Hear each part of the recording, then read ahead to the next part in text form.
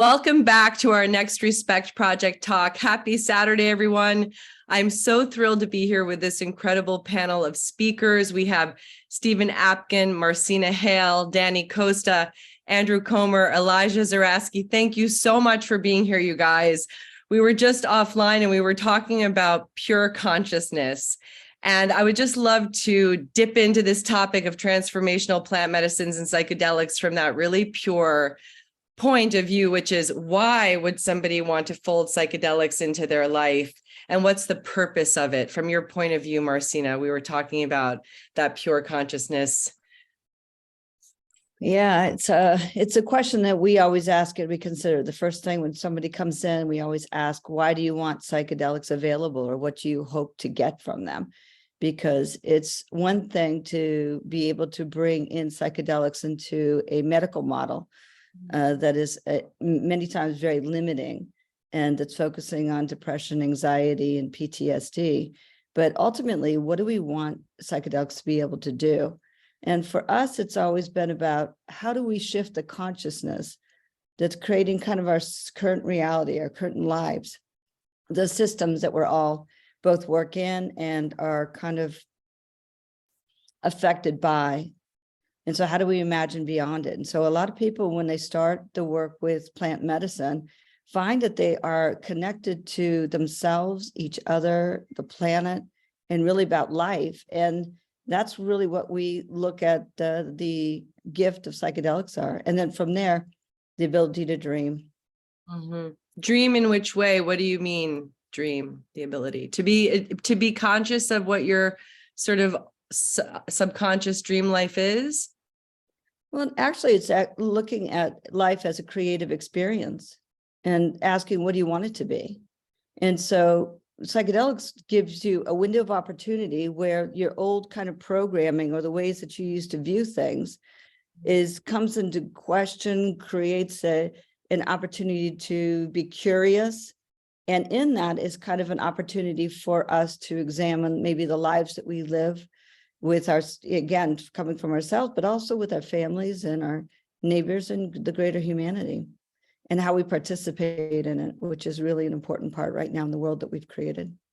Yeah, so let's talk about that a little bit more right now, because one of the things that's come front and center is the idea, I've known of this before, but because psychedelics are becoming legalized, talking about how microdoses are changing the mental health system and confusing the legal system and becoming potentially big business. Like, what's top of mind for you, Andrew, right now from the business perspective and bringing this to the mainstream?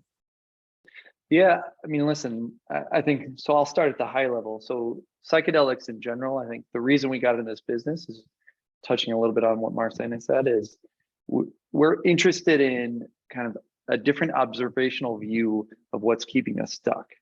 You know, so much of it is not about, hey, there's this really great trip where we can kind of go off in the distance and blast off. We don't care about that, honestly. You know, it's really, there's a lot of people that are stuck, that are suffering. And it's how do you get people to understand what's standing in the way from themselves, from real self-love. And so even from a commercial standpoint, you know, we look at what the tools are today. So things like talk therapy and SSRIs. And we have 50 million US adults that are on SSRIs, antidepressants today. Mm-hmm. And so if we look at SSRIs in a very simple manner, you may say, hey, listen, I went through a really rough patch and I need to take an antidepressant so that I can get through a hard period of time. That may be 3 to 6 months. But what happens is you get stuck on them for years and years. And that emotion that you needed to deal with never came out. Mm-hmm. And it's still stuck in your body. And so then the other version is talk therapy, which your ability to talk consciously about those problems that started to gear up all throughout your life, it's not there.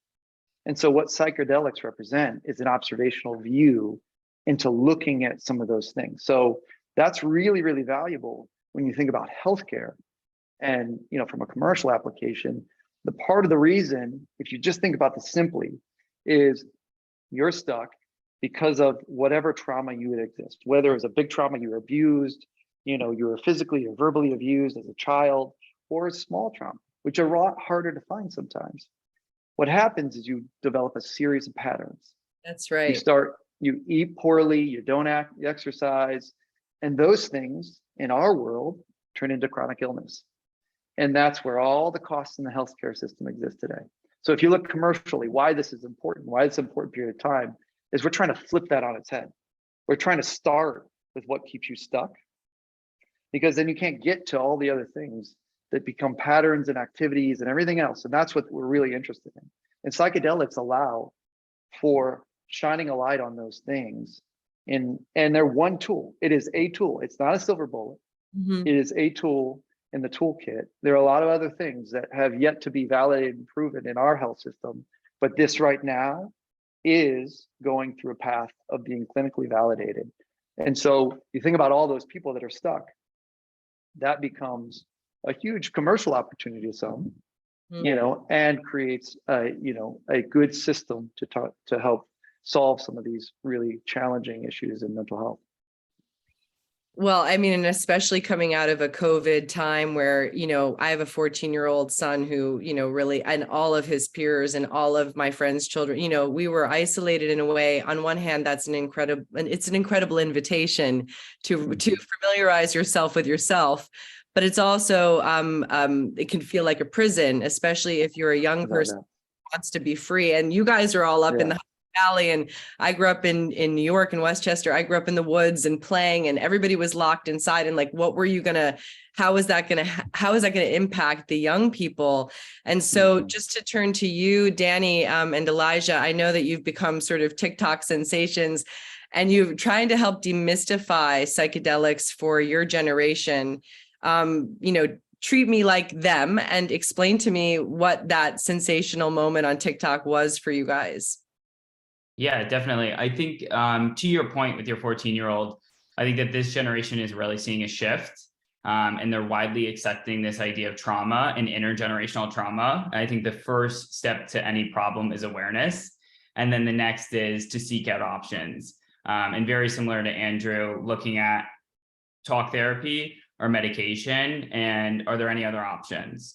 And for a really long time, there weren't any other options. So now we're seeing a push for psychedelics. So I think with this generational shift, people are looking for more options. And then, the rise in psychedelics, research, it's kind of all coming together. So I think seeing all those come together, and then just overall, like, not even misinformation, but lack of information, breaking it down in a digestible way. And then that kind of led to using TikTok as a platform to be able to connect with like-minded individuals, our peers, and to spread entertainment and then also education. Indeed. Yeah. And Yes, go ahead, sorry. No, go. I was going to say, just to kind of read off of what Elijah was saying, I think that there is a familiarity in our generation with the recreational use of these substances, but they have yet to be used in a healing capacity. And so to just bring in that science and that intention for their healing capacity is what we've been doing on TikTok. And Elijah has really developed that skill set. And it's just reorienting the disposition towards these medicines so that we're actually using them with intention is really where we're going with this. Yeah, I was really moved by, that's really great to hear, because Andrew and I were talking a little bit about that. Like, it's one thing to, partake, and do psychedelics because you just want to blow your mind and, or whatever. And for somebody like myself, who is a naturalist, and I have never shroomed and things like this, but I've not really dipped into this. There's this idea that, it's almost scary because you haven't yet explored it for yourself.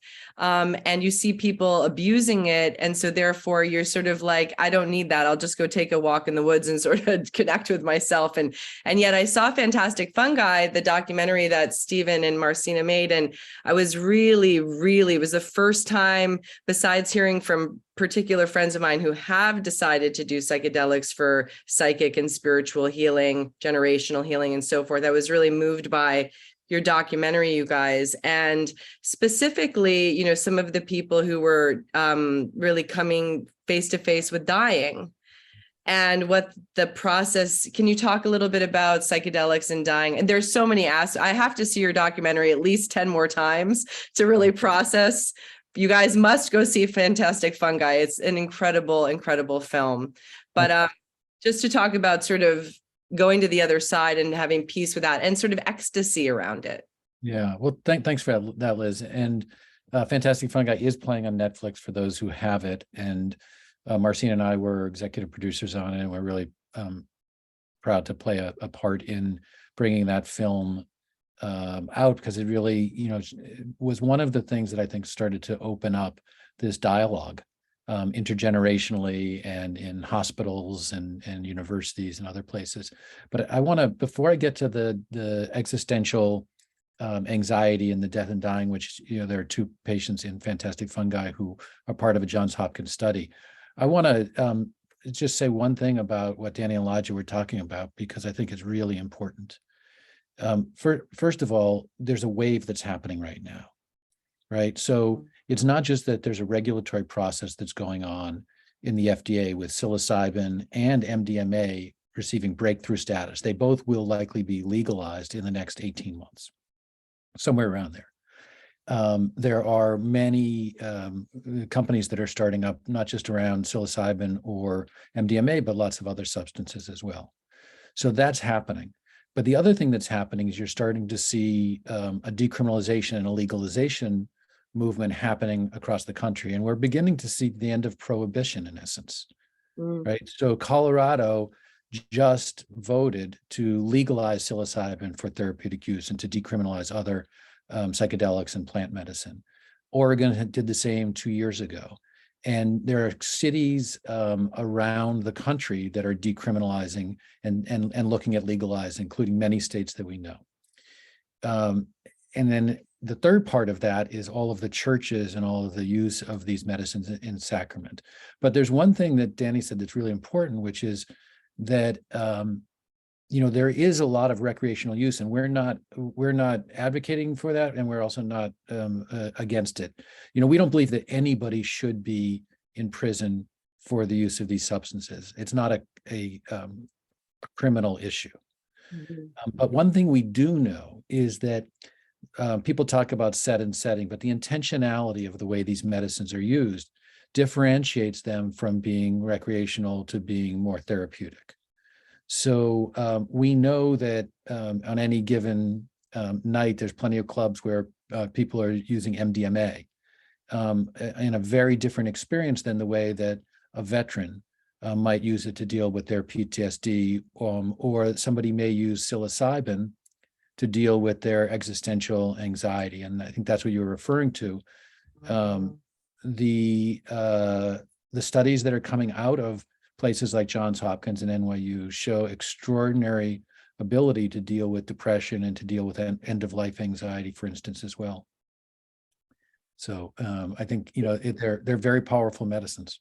If I can add something to that, my background is as a LMFT, and I've worked with kids. I've worked within the school system, within the judicial system, and watched a lot of these systems do a lot of harm to a lot of people, not intentionally. And I also watched the very difficult time that parents have had raising kids as we've gone through a very different shift in our society onto a very digitalized way of living. And the way that we have looked at kids to find out what's wrong with them, and often not looking at the systems that they are having to function in. And one of the things that we did was we hosted IPN, which is the Intercollegiate Psychedelic Network, where the young adults were able to talk about the fact that many of them were diagnosed very young and put on medications, and they're using psychedelics to help get off of them. And so I think this is where we talk about, and one thing that I always say is, how many times are we going to diagnose a fish swimming in toxic water? And so a part of what we need to do when we're looking at using psychedelics is we don't want to bring them into a toxic situation. And so they could be used very similarly. And one of the things that I ask, even I'd love to know from you, Danny and Elijah, is what do you feel about that element of, because they can't know the world before they were in it. But I know me as a little bit more of an elder definitely does. And there's an apology that I give many times for a younger generation for what we've created for them. Yeah, definitely really interesting. I think to take a few steps back, I think if you look at it as far as like even in the past 100 years, going from like psychoanalyzing to psychotherapy to medication to what's the next step. And it's only really been 100 years. Like, so I think that we're still trying to figure out what works best for us. And then again, societally, this is the first generation to be globally connected. And I think that that like global connection allows people to find similarities.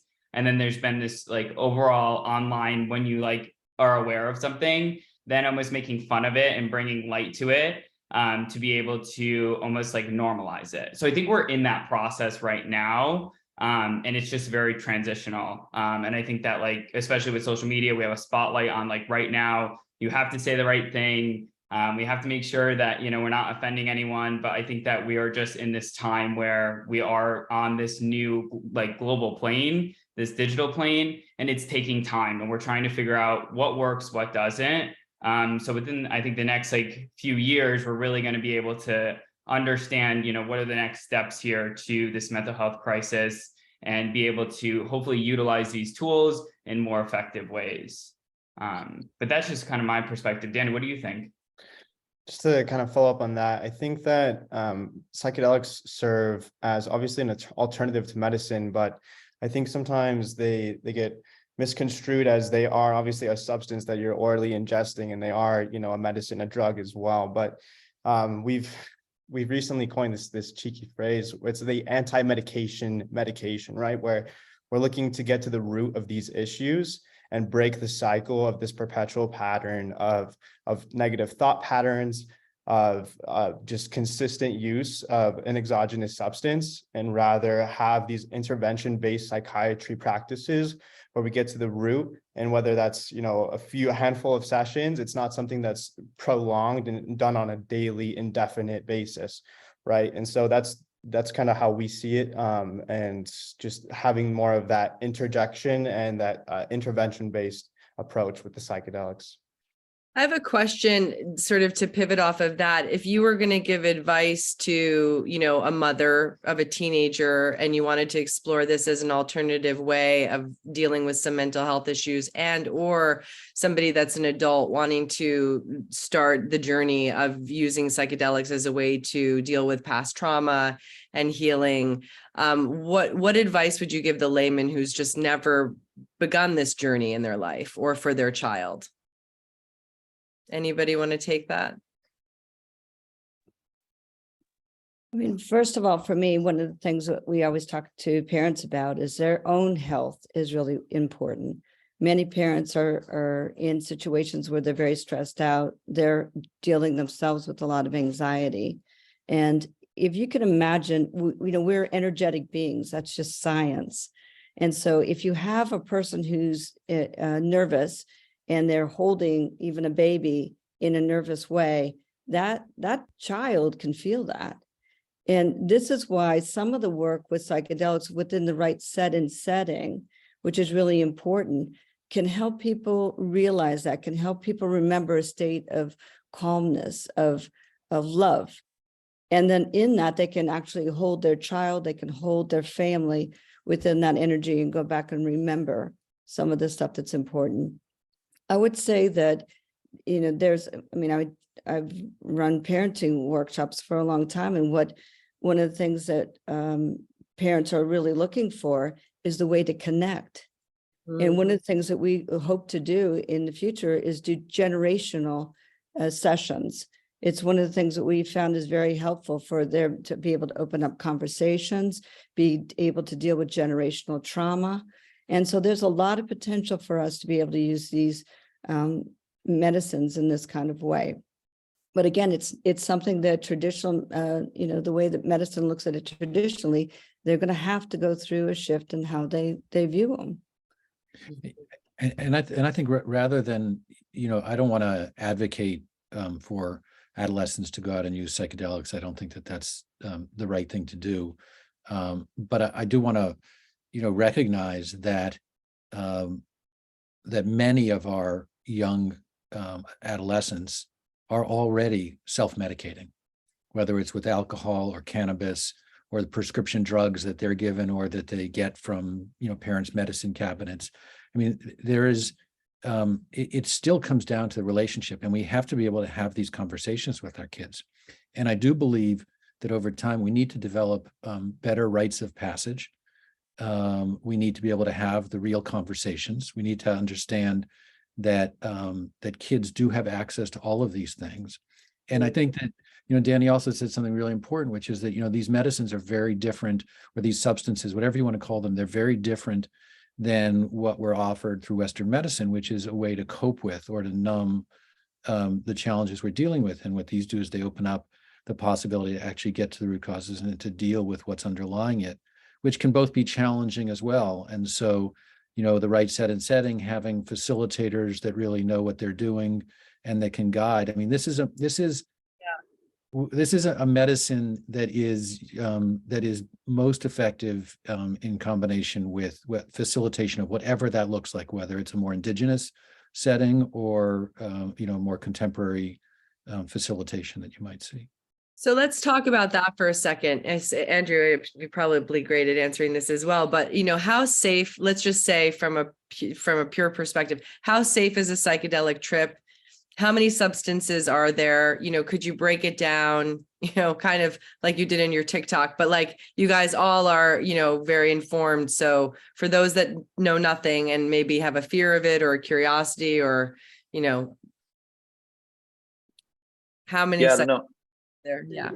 I mean, listen, there are a good deal of substances, and I just want to go back to a little bit of what Marcina and Steve kind of mentioned. Is I think there's such an important part here of, as a parent, our greatest teachers are our children, and creating the safe space to not have judgmental feelings and education and learning, that you can actually be able to look at your own lower patterns as a parent and communicate mistakes. That to me is step one before you're even thinking about psychedelics. Because a lot of this is just, again, it's understanding where we've developed a series of programs throughout our life that keep us stuck. And the more that we talk about that with our children and have awareness of that as much as possible, and then see what those downstream patterns are. It's, there are so many drugs and molecules that are going through the FDA today, right? There are lots of different combinations, whether it's natural or synthetic, and we're years away from that being a reality as to a pharmacy of different indications, compounds, plus therapy. And I really hesitate to go out and start at that point to say this is going to solve your problem, because they're not silver bullets at all. I think everything is very situational, in terms of what different solutions are. And we tend to, in the medical system, like to put things in a box of this is depression, or this is anxiety, or this is PTSD, but it's not that simple in what we're talking about. And so I think, when you think about a system of all the things that have to get built, you talk about therapists that need to be trained consistently, a standard of care that can create a safe container and space that has the right intention setting. And so I'm so hesitant to jump to psychedelics being the solution, as opposed to what are all the ways that we can start to just learn about our current behaviors, and why are the reasons that we don't really love ourselves, like that we can really look at honestly before we jump to this idea that psychedelics are going to help me observe this differently. I'm sure that Danny and Elijah have a view from their world, but that's just, to me, that's really, when we think about what we're doing in integrated, is we're trying to create a framework that allows for these things to get and emerge rolled out the right way. Because without that system in place, tell us a little bit more specifically, what is integrated? Why would we integrate it, and what would we expect to find with your community? Yeah, I mean, so integrated was actually, launched in conjunction through a conversation that we had on a farm with Marcina, Steve, Keaton, and really the idea of it was to support the emergence of transformational therapies in the world. And what it's really emerged into is really looking at aspects of how you change mental health care.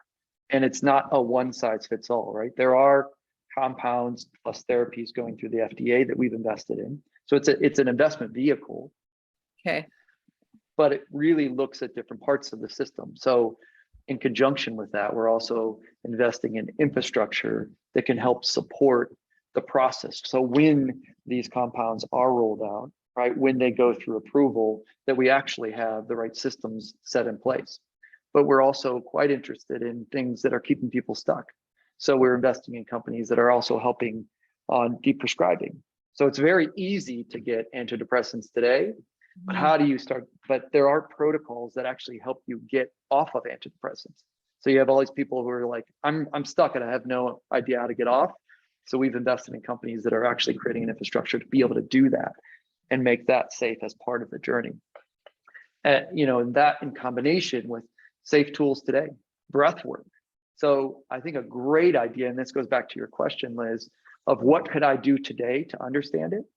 There are breath work, which is safe, easy, accessible, when you're things like holotropic or two-part breath that actually help you get into those states naturally and understand. And a lot of stuff actually comes up for individuals when you actually get into that space. So we've invested in breath work, we've invested in virtual reality, but with the intention of those things are safe and legal and accessible today to help you get to some observational view. And so the combination of those things is really what creates a better mental health system, right? Not just one part of it. So that's really what integrated is standing for, is how to change that when you look across the entire paradigm. I would love to talk for a second. Yes, Marcina, did you want to say something? No, actually, I would just, if I may just add to that, so for Reconsider, we're a nonprofit, what we see is that, again, psychedelics are coming into the field, and we have, institutions like veterans that are suffering at a really high rate, that we are able to bring people together to be able to have these conversations about how these can be implemented into these different communities. So, there's, we have a lot of community suffering. So it's like the veterans group, you have nurses we've brought together. We've had psychiatrists, first responders. We're having an addiction gathering. And, there's people that are in these different fields that know that we need to do this differently. And so there is a lot of education, a lot of conversations that need to kind of be had before perhaps we bring these in the way that we believe this to be just a magic bullet and something that is just going to really, solve all of our problems. And we have quite a few right now that we have to kind of look at as a humanity. So. Is there, from your understanding, would you recommend a place, a sort of hub in a sense, where someone would go and sort of learn how to start to approach using psychedelics in their life, or how to do it in a safe way with a practitioner? I mean, I learned so much from your documentary. I mean, I'm just thinking to myself, if anybody's here, anybody's listening to this talk afterwards and they know nothing about this topic, where do they go to begin to, in a safe way, in a non-recreational way, though we aren't judging that either, but just to say, where would they go and get this information, and how to, if I wanted to do it like I saw in the documentary with this nurse and have her be with me through a journey, how would I begin to know where to go for that information? We do have clinicaltrials.gov that people can go and look what clinical trials are going on. Again, there's I would suggest one of the things is to do some reading too. I mean, some of Stan Grof's work, who he's obviously worked in the field for a really long time. His work, it would be a great place to, look at. You have, and we're working, there's a lot of different groups. MAPS obviously has a lot of resources on their website. There is a lot of people working right now to be able to bring out this work in different ways, but it is still evolving. Yeah. And so even, you know, if you come on to Reconsider, you come on our website, you'll be able to hear and learn more about substances, but also the gatherings and people talking about their experiences. And so there are ways to be able to network that way. We just had a gathering of a lot of different individuals from many different perspectives, in media, in university, in, you know, to get together to see like the ways that this work could evolve and also what's missing still. And one of the big items that came up were to be able to have centers where young adults in particular can come in and have a ritual kind of way of doing this that is supported by people that can mentor and work that have been in the field. But we still have some hurdles to go over. We're still dealing with some legalization and some other issues. So it is still growing. Steve, how did you first get interested in sort of exploring psychedelics in your life personally? You know, it was nothing that I ever had any real exposure to. You know, I sort of knew it was out there, but I was of the generation of very influenced by the war on drugs. You know, here's your brain on drugs. I was before the SAD and the MAD and all of that stuff in the schools, but, you know, grew up with a certain relationship to where it wasn't part of my life.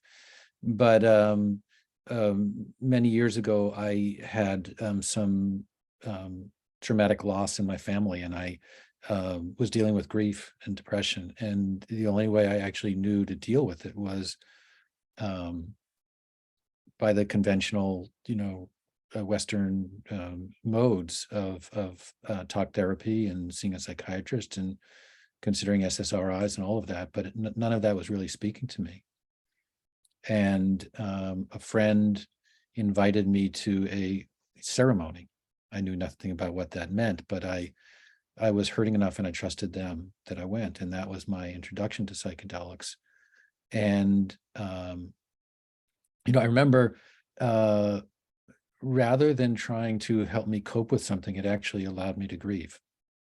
Yeah, and- it's so very moved when I was watching the documentary. I thought, you know, keep going, but I want to share a thought I have about a friend of mine who's a beautiful spirit and has changed a lot through doing psychedelics. But Yeah, I think the difference for me, Liz, was that rather than trying to cope with something or to numb it or to get through it, it actually allowed me to go into it.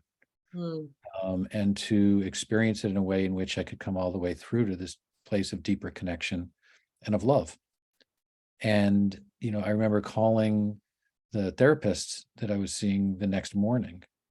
And I said to her, listen, I don't know how to tell you what I did, but I'm just going to tell you. And I explained it. And I said, and I don't need to be taking medication anymore, and I don't need to see you. And to her credit, she said, you know, she said, I hear it in your voice. She said, will you do me a favor? Will you come in one more time? Because I have so many people who are hurting and we don't have the answers. That's, you know, in many regards, I think, you know, one of the things I was so turned on by in your documentary was the sort of ancientness of the fungi history that I learned through the documentary. And I thought, you know, that sort of ancient knowledge, like us attaching so unnecessarily to this existence and to sort of the constructs of what we think our personal experiences. And I really was very moved by understanding sort of the principles of fungi in our ecosystem and the ancientness of all of that. Can you share a little bit about that with people today?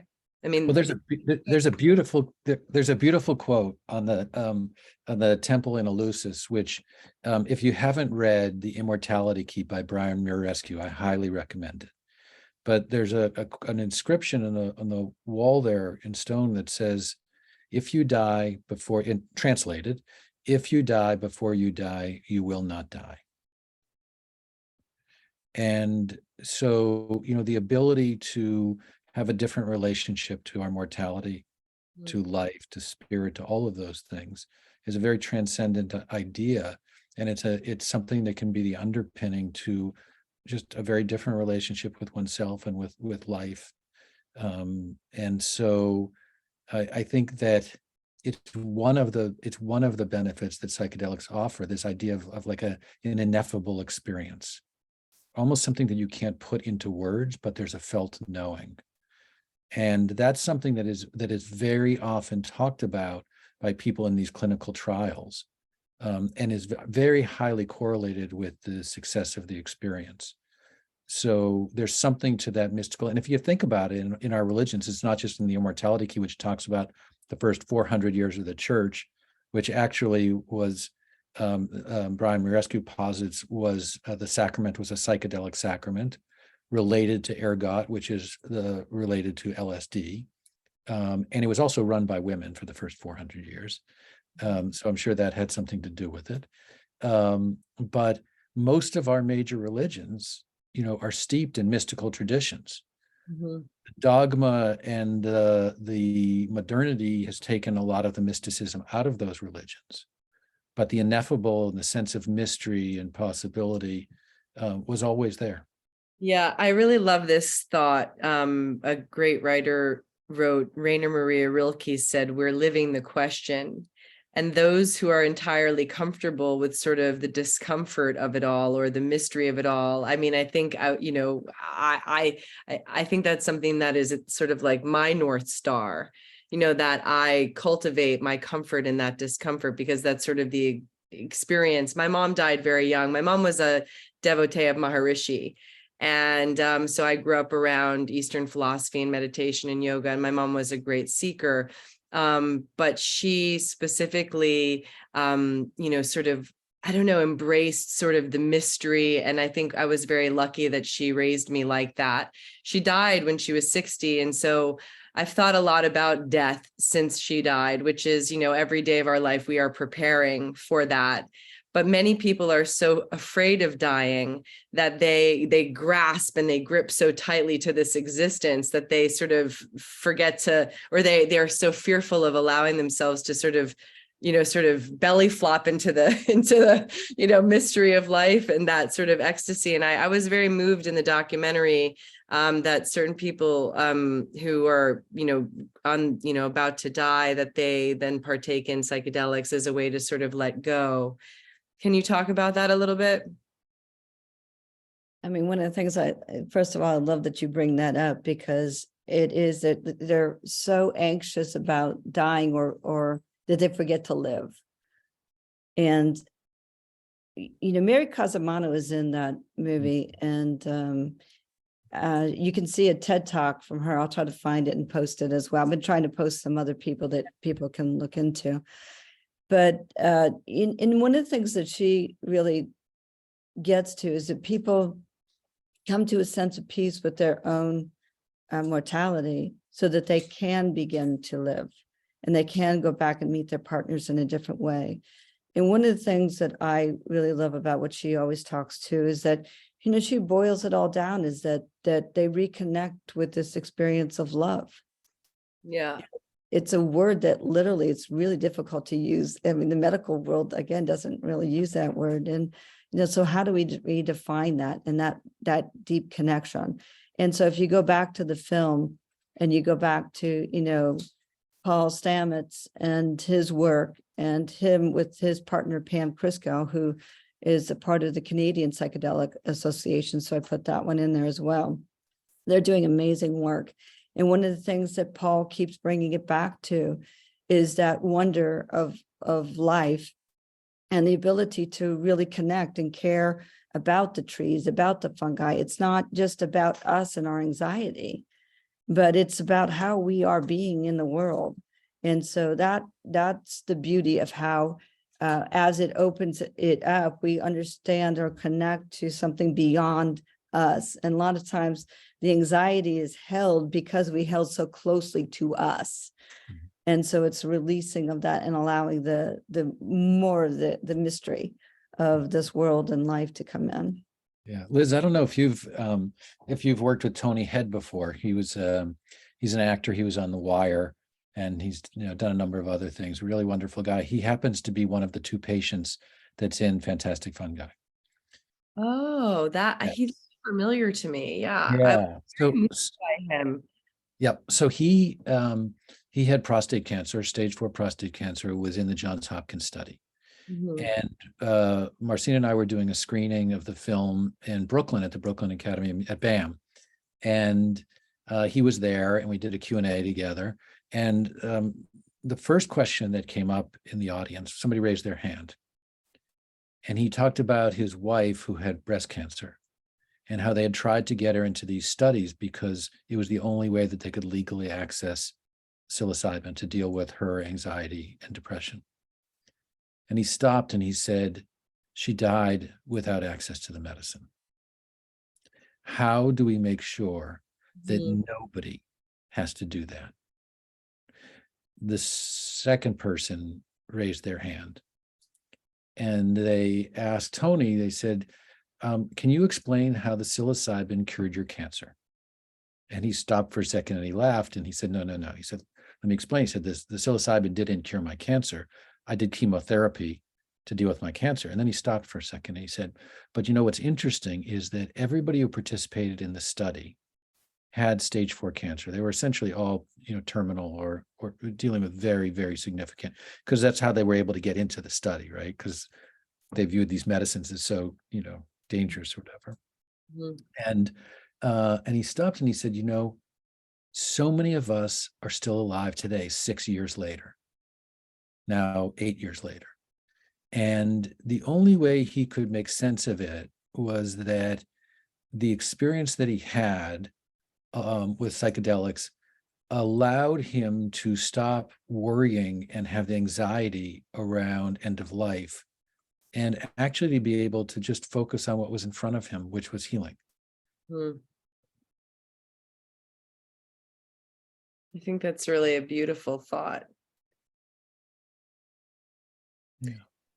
Yeah, I want to sort of continue. I'm interested, obviously, in where we're going as where is this space headed, and is this the new tech investment of today? But I'm much more interested in knowing each of you more personally and sort of your sort of mantra, your North Star, because I think this is really what we're getting at, right? The psychedelics and so forth, they're just a tool to come into a better, deeper space of oneness with yourself and others, and sort of in sort of the infinity of existence and so forth. That's why I think I was really drawn to in the documentary, the history of, fungi and the sort of relationship with the evolution of man and so forth. All of that was very interesting to me.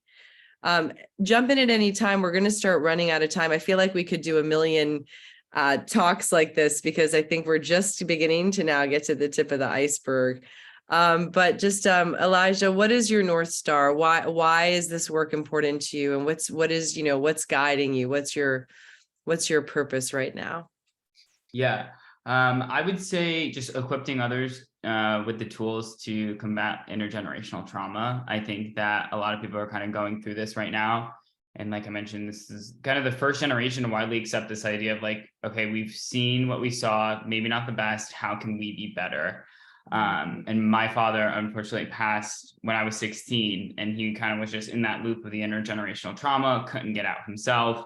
And it inevitably led to his demise. So to be able to help my father or any other individuals that are kind of in that same loop, to be able to break this and be a bit more open, because I think that these traumas really can bog individuals down. There's so much shame around it. There's so much fear around it. So just to allow people to be a bit lighter, which I think will just make this a little bit of a better place all around. So that is my North Star. What's your purpose, Andrew? My purpose is mostly around self-acceptance. I think just to go back to the idea of why I got into this space, I spent most of my life really looking outside of myself to get validation as to who I was, instead of being focused on what I am and just being comfortable with that and being. And a lot of the anxiety that exists is just how far away from ourselves we get, because we're constantly searching. we're constantly waiting, and we're in a world of, accomplishment, right? For what purpose? And so we forget that just the connection of, hey, I'm okay. I just need to be, I just need to relax and be accepting of who I am and where I am now in this present moment. And I think about this as, this is not a job.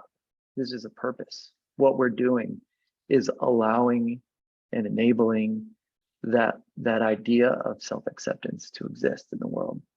And that if we can do that, we can connect more deeply versus, in a very, small sense, 1 inch deep is how we tend to work.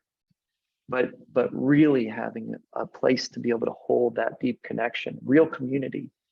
And so that's really what we're striving for. Yeah, that's really why, we created these talks. I mean, I just wanted to pierce through the veil. I feel like communication is so important to me, having deep conversation with people and really listening and understanding them and having mutual respect for our personal journey. We did a talk once, and somebody said, I thought it was so great. They said they didn't believe in the melting pot. We're not all alike. We don't come from the same background. We don't have the same story. We don't have the same origin story. We don't have the same economic situation or career or sort of way we're moving through the world. So we have to listen to each other. And we have to agree to disagree, and we have to learn from each other. And sometimes these talks are very informative. I don't know a lot about this topic. You guys know everything about it. It's a joy and a privilege to be able to share this with others and to learn from you guys, because for me, I'm also personally curious right now. Maybe I'm turning 50 in April, so I'm like ready to go to the next level of my own consciousness. And I would invite in maybe an experience like this, as long as I felt it was sacred and very, very well thought out for myself. Maybe that indicates I'm a control freak. I don't know, but I just want to know I'm safe and it's like a sacred sort of experience. But I also know for friends of mine that, are incredible human beings, but they suffer. We suffer. And a lot of the time we suffer in silence and we suffer alone. And so these conversations, I always hope, are an invitation to sort of pull the veil away and just be honest about our experiences and our pursuit for happiness, right? Because I'm looking at you, Marcina, because we want to have bliss, right? Joseph Campbell said we should live our bliss. So maybe in the discussion of psychedelics, it's just an invitation or an exploration of how to have more bliss in this life. What is your best advice to anybody listening for what your mantra is and how you sort of navigate this life for yourself and for others? I just want to say, because one of the things is we look at transformational medicines that include psychedelics, but that transformational medicines are also community. They're conversations, they're connections. They're also the food, the nature, then they're also, like Andrew was talking about, the breathwork sessions, the sound sessions. And we do all of that at the farm. You don't have to wait to have a psychedelic experience, And, one of the things that it's going to take community and us holding the space for one another and creating those spaces. And as Andrew says it starts within ourselves. How inspired am I? How much faith do I have? How connected am I into inspiring somebody else? I do believe it's not a melting pot, but I do believe in oneness, in a sense where in one way you are me, and I want you to be the best you could be, because that makes a better us. And so how do we inspire each other to be better in that and be there for each other? But in the sense of not in victimhood, because things are going to happen to all of us. But the traumas that we have aren't necessarily bad. Many of the traumas that we experience can be the most profound, educational, motivating things to make us better human beings.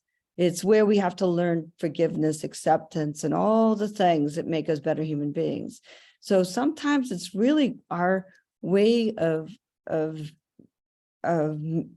diagnosing life rather than like living it in a way of honoring the great mystery that we're just here on this planet and this period of time, and then going into what can we create while we're here. And once we get out of that trauma place and we inspire one another, it's a part of what I think that psychedelics can help us do, is that now we can reimagine. So it's not just about your anxiety, depression, but if you're here, what do you want to create? And who do you want to create it with? And how do you create it? So that's what I feel. Don't wait for psychedelics. And when you do it, definitely do it in a place that's a good set and setting, so that it can hold you in a way that really inspires your inner guidance.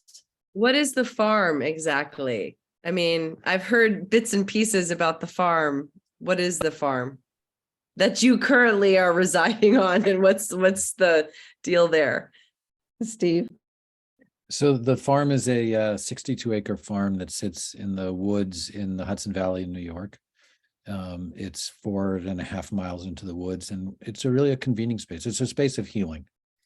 And I mean healing in the broadest sense. It's a place that top researchers and scientists, indigenous elders, underground practitioners, veterans, first responders. We just had a convening of policemen, firemen, emergency rescue, frontline healthcare workers, and others can come together to really begin first with that place of curiosity, like you said, right? Why do we even want to support these transformational medicines coming out, and what is it that they're responding to? And from those conversations, really building bridges to think about how do we integrate a psychedelic consciousness that looks at the world differently? How do we integrate that into all of the choices that we're making? And we do stand, as Marcina said, we're at a really interesting moment in humanity, right? We're faced with ecological, political crises, treatment of women, racial inequality, economic inequality, and you can go on and on.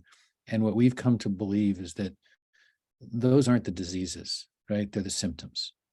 And the disease really that underlies all of them is our disconnection. And that takes us full circle to things that Andrew and Elijah and Danny were saying as well. And what these medicines do ultimately is they are about connection, first to oneself and then to others, but ultimately to the great mystery of life. And in that connection, there's healing. And so Reconsider has this farm, which has become a convening space for these conversations and this work. And you can certainly learn more about it at reconsider.org. It's been I'm coming. come on. You're welcome. I'm coming for my 50th birthday. There you go. We would love to have you visit the farm and everybody here. One of the most important convenings we did have, as Marcina mentioned, was our young people, was college students who are really thinking about, and they're thinking really thoughtfully about the emergence of these medicines in response to the world that they're inheriting. What do you hope to do next, Elijah? What's the work that is ahead of you? Yeah, Danny and I are working on a startup. I think what we've realized, so I worked at a ketamine clinic for the past year now, and we're realizing that it's just, there's a lot of information out there that isn't super concise, isn't really digestible, things that are legal, things that are not legal, things that are becoming legal. So trying to make the information as digestible as possible, and then also kind of democratizing some of these healing modalities. So we're working on a startup called Cycle, and that kind of helps individuals first get educated and then inevitably get placed, hopefully working with insurances as well. But then also the main front here is education. We talk about all these medicines, but they're all illegal as of right now. So how can we prepare for those FDA approvals? Like Stephen has said, MDMA next year, hopefully 2024 with psilocybin. So really just kind of getting this conversation starting, and then hopefully being a voice in the space that people could go to first get educated, to break down these stigmas, to understand a little bit further. And then if they are looking for treatment, be able to, help and assess in that way. Any last thoughts? Any last pieces of wisdom or knowledge you want to drop before we wrap it up? Okay. Just Liz, one thing I'll drop before. So one thing that's really inspiring me right now, and it really is core to what Reconsider does, is the real medicine is actually being in a container with others in a sense of safety and love. And I'm seeing this huge emergence of communities, men's groups, group healing, and a lot of this that gets out of really looking for a physician or a psychiatrist, because there's a very big lack of supply at the top of the food chain. But so much of that healing capacity is now happening in community and groups and peers. And so it's really a powerful tool. You can develop that and hold that space. So it's actually something we're looking at, which actually drives a lot of efficiencies for healthcare, but is also an incredible healing tool. And we're not talking, that is the medicine in a lot of ways, which I think is a missing component. So You feel I like, agree with that. yeah, I was just, Liz, I agree with that 100%. But I also want to add that I think it's really important for us to say, because we've been talking about medicines making their way through the FDA process and all of that. We have to recognize that whether it's psilocybin, the Mazatec tradition, or ayahuasca, or ibogaine, or iboga, or any of these other psychedelics, like there is, we touched on it in talking about immortality, but there is a long history of millennium of these medicines being used in communities, in indigenous communities. And I think it's really important to, this is not something that is coming out because Johns Hopkins decided to study it, whether that's 20 years ago or 50 years ago, or beyond. And Marcina and I just got back from 3 weeks in Brazil, and we were at a summit or a conference of 34 different indigenous tribes in the Amazon, outside of the Amazon, all the way up to the First Nations in Canada. And, one of the most important things about psychedelic consciousness is the connection to the environment and the understanding that there is something, we're not just talking about human life, we're talking about all life. And going into the Amazon and seeing what's being clear cut there and the devastation that's happening in such a critical place on our planet underscores that this is about consciousness, and it's about healing that's way beyond just dealing with depression or anxiety. And one of the things that's really important to us at Reconsider is to have those conversations about what does full integration look like, and also the respect and honoring of those traditions that have held these medicines and have been medicine keepers for so long, and also the respect and honoring of the medicines themselves. Because, sometimes with mushrooms, you may wonder whether, we're utilizing the mushrooms or the mushrooms are utilizing us. There is a natural intelligence that they have and that they offer that's part of that healing. And I think it's really important to recognize that as well. This is not human-centric. It happens to be the 6 of us having the conversation, but important to bring those substances into this room as well. I just want to say, Elijah, I appreciate you bringing up your father and bringing him into the conversation as well. We have a lot of generational trauma here, and it takes time to deal with that too. And I just want to acknowledge that. I did also get involved with this because of past history of trauma and addiction in my own family, which included depression. And so I want to acknowledge that with you and some people that might be watching right now. It's something we have to work at together.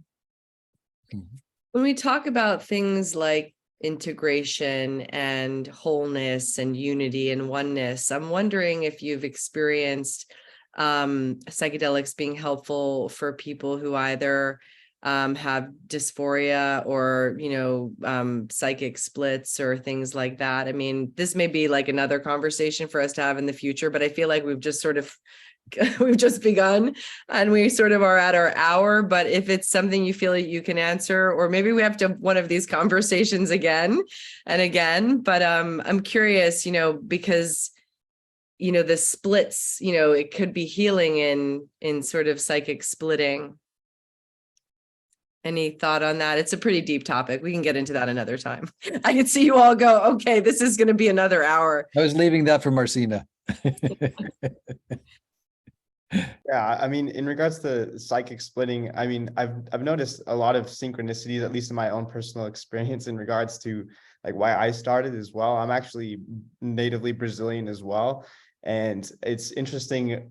My lineage originates from the Amazon as well, and when my family migrated here, I noticed a lot of intergenerational trauma in the SSRIs in Western medicine, where the prescription and the Band-Aid approach to deal with that, and that's what incentivized like my my starting in this industry. But I noticed that oftentimes when I'm working, I feel like almost as if there's like that's some sort of psychic communication of like some ancestral lineage that I'm like helping bring about this knowledge and these medicines to the modern world. And so I'm not very well versed in psychic splitting per se, but it's interesting how the spiritual realm and having those influences ends up coming into my own personal experience as well. Yeah, I thought there was something incredibly powerful about the ancient wisdom of the fungi from watching Fantastic Fungi. You guys, listen, I promised it would just be an hour, so I'm going to keep that and just say thank you from the bottom of my heart for your time coming together, just beginning the conversation, continuing the conversation on transformational medicines and plant medicines and psychedelics. Thank you so much, all of you. Andrew, Elijah, Danny, Stephen, Marcina, thank you for your friendship. Thank you for your time. And thank you to all of you for being with us. Come join us for our next Respect Project Talk, December 14th. We're going to be joined with Special Olympics to talk about more inclusive work environments. And you guys just have a beautiful, beautiful day. Thanks, Liz.